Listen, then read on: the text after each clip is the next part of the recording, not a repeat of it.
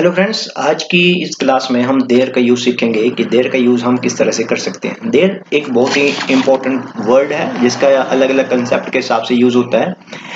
तो देखते हैं क्या लिखा है बुक में। This topic is very easy provided you go through in concept thoroughly. याद रहे, कुछ भी संभव नहीं है अगर आप पूरी शिद्दत के साथ किसी चीज को समझने की ठान लेंगे तो। कंसेप्ट यहाँ पे नंबर 1 दिया है, हेयर का मीनिंग होता है यहाँ एंड देयर का मीनिंग होता है वहां। इसके अकॉर्डिंग वहां एक पेड़ है, there is a tree, a tree is there. There is a tree या फिर ए ट्री इज देयर, दोनों सेंस से आप यूज कर सकते हो। वहां कोई है, there is someone and someone is there, कोई भी सेंस आप यूज कर सकते हो। वहां मैं गया, आई वेंट देयर, या फिर देयर वेंट आई। यहाँ कोई किसी का पेन था, हेयर वाज समवन्स पेन या समवन्स पेन वाज हेयर। ये था हमारा फर्स्ट कंसेप्ट जहां पे हेयर का यूज यहाँ और देयर का यूज वहां पे होता है। अब यहाँ पे दिया गया है कंसेप्ट नंबर 2। सिंपल सेंटेंसेस के बारे में हम ऑलरेडी जो क्लास कंप्लीट कर चुके हैं और अंडरस्टैंड हो चुके हैं कि कोई भी सेंटेंस है उसमें सब्जेक्ट होता है, ऑब्जेक्ट होता है, हेल्पिंग वर्ब होता है। एंड अभी आगे देखते हैं इसमें बुक में क्या दिया है। We have already learned that a simple sentence generally comprises a subject and, right? अब यहाँ पे देखिए, यहाँ पे लिखा है कि सब्जेक्ट, यदि सब्जेक्ट और ऑब्जेक्ट में कोई एक मिस है, इन केस अगर अगर आपके सेंटेंस में सब्जेक्ट मिस है या फिर ऑब्जेक्ट नहीं है, नहीं क्लियर हो पा रहा, तो आप उसकी जगह देयर का यूज करते हो। ये सेकंड कंसेप्ट है। अगर हम यहाँ एग्जांपल देखें, एक राजा था, इस वाक्य में सब्जेक्ट है एक राजा एंड ऑब्जेक्ट कुछ भी नहीं है, एक राजा था। इसलिए सेंटेंस का यूज हम किस तरह से कर सकते हैं, इसलिए ये देखिए, there was a king, there was a king. यहाँ पे एक और बात सीखने वाली है, इसीलिए हम की जगह पर ए ऑब्जेक्ट का प्रयोग करना होगा। एक राजा, एक king. Let's see a few example. एक नल है, there is a tab, there is a tab, a tab is there, कोई है। There is someone, someone is there, इसे हम अक्सर मूवीज में सुनते हैं, there is someone, someone is there, कोई है वहां पे। पानी नहीं है, देयर इज नो वाटर, या वाटर इज नॉट देयर, लड़की नहीं है, देयर इज नो गर्ल, या गर्ल इज नॉट देयर।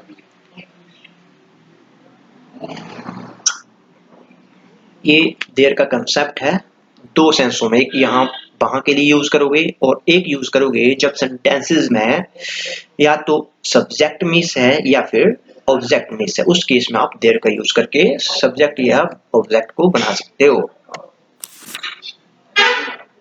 यहाँ पे देखिए, there was a pen on the table. इसका यूज ये नहीं होगा कि वहां टेबल पे कोई एक पेन पड़ा है, यहाँ पे यूज हुआ कि टेबल पे पेन है, टेबल पे पेन है, तो मीन ऑब्जेक्ट मिस था, इसलिए हमने फिट कर दिया कि there was a pen on the table, there will be no more there, right. 24 देखिए, there is no need to go, तुम्हें जाने की कोई जरूरत नहीं है। There is no need to eat burger, तुम्हें बर्गर खाने की कोई आवश्यकता नहीं है। देयर वाज अ स्नेक, एक सांप था। There is a tree which is of red colour, एक पेड़ था जो रेड कलर का था। इस तरह से आप देयर का यूज करोगे और अक्सर लाइफ में हम इसको यूज करते हैं। जब भी हम किसी का इंटरव्यू देखते हैं तो देयर वर्ड काफी इंपॉर्टेंट हो जाता है उस केस में।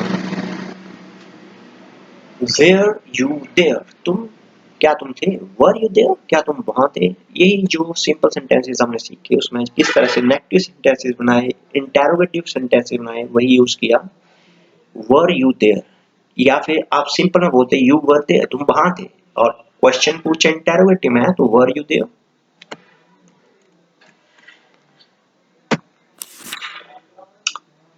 There is no such story, वहां कोई बिल्डिंग नहीं थी। There is no such village, वहां कोई गांव नहीं था। ये देखिए, आप प्रैक्टिस करिए इसकी, जितनी ज्यादा प्रैक्टिस करेंगे स्पोकन में हम तभी कामयाब हो सकते हैं, क्योंकि स्पोकन एक स्किल है और दुनिया का कोई भी टीचर आपको स्पोकन नहीं करवा सकता। कहने का मीनिंग ये है कि स्पोकन सिर्फ आता है प्रैक्टिस से, बोल बोल के। जितनी ज्यादा प्रैक्टिस करोगे, अपने मुंह से बोलोगे, उतना आप जो कम्युनिकेशन अच्छे से कर सकते हो। पढ़ने से या फिर लिखने से स्पोकन आप इम्प्रूव नहीं हो सकता, कम्युनिकेशन आप इतना अच्छे से नहीं कर सकते। अगर बोलना सीखना है तो बोलना सीखना है तो इसका है कि ट्रीटमेंट है कि आपको बोलना पड़ेगा। सेंटर में हम बच्चों को सिखाते हैं कि आप स्पोकन में बात करिए, आपस में डिस्कशन होता है स्पोकन में। इसका रीजन ये होता है कि मिस्टेकें होती है, हर जगह मिस्टेक होगी, लेकिन क्या है कि कॉन्फिडेंस होना जरूरी है कि हम बोल सकते हैं। जैसे जैसे हमारा डेली रूटीन आगे बढ़ता जाएगा, एक स्टेज आएगा कि हम इसके काफी परफेक्ट हो जाएंगे। परफेक्ट कोई भी नहीं होता इस दुनिया में, हर किसी में कुछ न कुछ कमी है, लेकिन हम परफेक्शन के बिल्कुल नजदीक जाने की कोशिश करेंगे। ये देखिए, there is a bridge over the Yamuna river, नदी के ऊपर एक पुल है। My life is there in you, मेरी जिंदगी तुम में है। मेरे पापा वहां कभी नहीं थे। My dad was never there, बहुत ही ज्यादा ब्रीफ में डिस्क्रिप्शन दी गई है सेंटेंसेस की।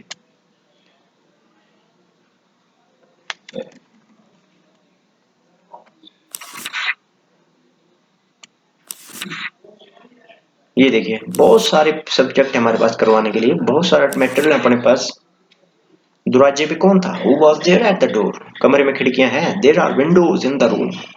कमरे में खिड़कियां हैं। There are windows in the room. Pen में स्याही नहीं है। There is no ink in the pen. तो इस तरह से आप देर की प्रैक्टिस कर सकते हो। जो इसके बेसिक फॉर्मेट थे वो दो थे कि एक तो हेयर एंड देर वाला फॉर्मेट था, जिसमें आप ये सीखे कि देर का यूज वहां के लिए यूज होता है, और एक में सीखे आपकी जब सेंटेंस में सब्जेक्ट या ऑब्जेक्ट दोनों में से कोई एक मिस है तो आप उसकी जगह देर का यूज कर सकते हो। वीडियो देखने के लिए आपका बहुत बहुत शुक्रिया।